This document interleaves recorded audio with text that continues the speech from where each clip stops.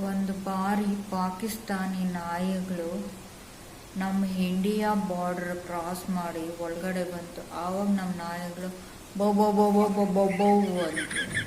ಯಾರು ನೀನು, ಏನಕ್ಕೆ ಬಂದೆ ಇಲ್ಲಿ, ಏನು ಬೇಕಾಗಿತ್ತು ಅಂತ ಕೇಳಿದ್ರು. ಅದಕ್ಕೆ ಪಾಕಿಸ್ತಾನಿ ನಾಯಿಗಳು ಬೌ ಬೌ ಬೌ ಬೌ ಬೌ ಬೌ ಬೌ ಬೌ.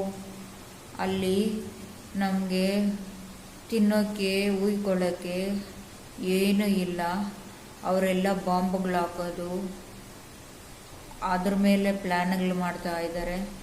ನಮಗೆ ತಿನ್ನೋಕ್ಕೆ ಗತಿ ಇಲ್ದಿರ ಮಾಡಿದ್ದಾರೆ. ಅದಕ್ಕೆ ನಾವು ಇಂಡಿಯಾ ಬಾರ್ಡ್ರ್ ಒಳಗಡೆ ಬಂದ್ವಿ. ನಮಗೆ ಸ್ವಲ್ಪ ಇರೋದಕ್ಕೆ ಜಾಗ ಕೊಡಿ.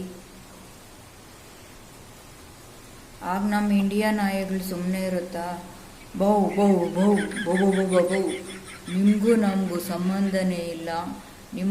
ನಿಮ್ಮನ್ನು ಕಂಡ್ರೆ ನಮ್ಮ ಇಂಡಿಯನ್ಸ್ಗಾಗಲ್ಲ, ನಮ್ಮನ್ನು ಕಂಡ್ರೆ ನಿಮ್ಮ ಪಾಕಿಸ್ತಾನೀಸ್ಗಾಗಲ್ಲ. ನೀ ಏನಕ್ಕೆ ಬಂದ್ರಿ, ಹೊರಟೋಗಿ ಅಂತ ಕೇಳ್ತು. ಆ ಕಡೆಯಿಂದ ನೇಪಾಳಿಗ ನಾಯಿಗಳು ಓ ಓ ಓ ಓ ಅಂದ್ಕೊಂಡು ಬಂದವು.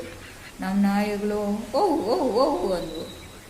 ಯಾಕೆ ಏನು ಅಂತ ಅವಳು ನೇಪಾಳಿ ನಾಯಿಗಳು ಹೇಳಿದ್ರು, ನಮ್ಮ ಗೂರ್ಖಾದವರೆಲ್ಲ ಅವ್ರ ನಾಯಿಗಳನ್ನೆಲ್ಲ ಕರ್ಕೊಂಬಂದುಬಿಟ್ಟಿದ್ದಾರೆ. ಅಲ್ಲಿ ನಮಗೆ ನಾಯಿಗಳ ಸಂತತಿನೇ ಇಲ್ಲ, ಅದಕ್ಕೆ ಹುಡ್ಕೊಂಡು ಬಂದ್ವಿ ಅಂತ ಹೇಳುತ್ತೆ. ಆ ಪಾಕಿಸ್ತಾನಿ ನಾಯಿಗಳು ಸುಮ್ಮನೆ ಇರುತ್ತಾ?